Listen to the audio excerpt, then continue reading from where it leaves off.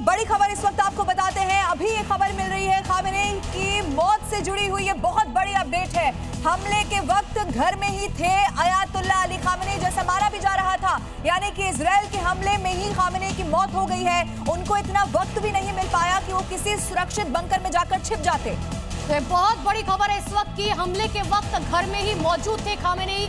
Israel के हमले में खामेनेई की मौत हो गई है। ईरान के सुप्रीम लीडर खामेनेई, कल जिस वक्त इजराइल की तरफ से हमला किया गया था उस वक्त लगातार ये बात कही गई थी कि हम चाहते हैं कि ये जो सत्ता इतने सालों से चल रही है, जिसकी गुलाम ये जनता है, अब इस जनता को इस गुलामी से राहत मिलनी चाहिए।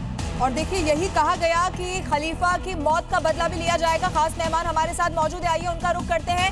संजय जी, अब जरा ये समझाइए, क्योंकि ईरान कह रहा है खलीफा की मौत का बदला लेंगे।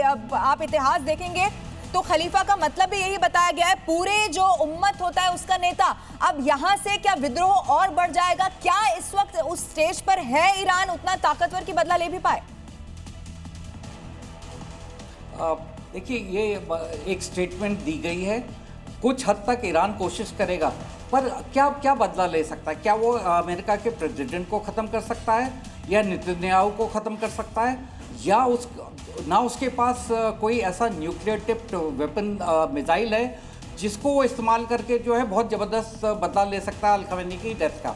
तो ये एक स्टेटमेंट दी गई है, और ये बेसिकली स्टेटमेंट दी गई है कि IRGC के जितने जो भी आर्मी, नेवी, एयरफोर्स हैं, उनमें जो कार्यरत हैं, उनको एक तरह से मोटिवेट करने के लिए दिया गया।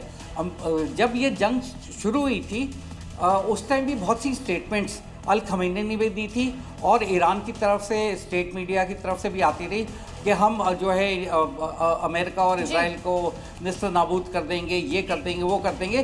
पर उनको रियलिस्टिकली आप बात तो सही कह रहे हैं कि देखिए, ईरान अभी फिलहाल उस जोन में नहीं होगा। खामेनेई की मौत हो गई है, उससे उभरने में भी समय लगेगा। लेकिन शशांक जी, मैं आपसे जरूर समझना चाह रही हूँ कि कल से मैं लौटूंगी शशांक जी अपने सवाल के साथ, लेकिन बड़ी खबर लगातार रख रही है। और इसी बीच एक बहुत बड़ी खबर आपको बता दें, खामेनेई की मौत पर पहलवी का बयान सामने आया है। आजादी का वक्त अब नजदीक है, ये कहना है पहलवी का। ईरान से निर्वासित है पहलवी, और उन्होंने कह दिया है कि अब वक्त आ चुका है।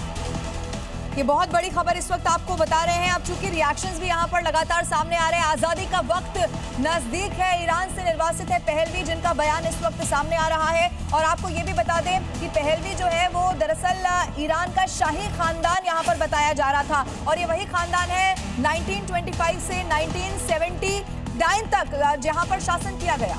और इसी बीच एक और बड़ी खबर आपको बता दें, ईरान की सेना ने अब कसम खा ली है, दुश्मन को बर्बाद करने की शपथ खा ली है।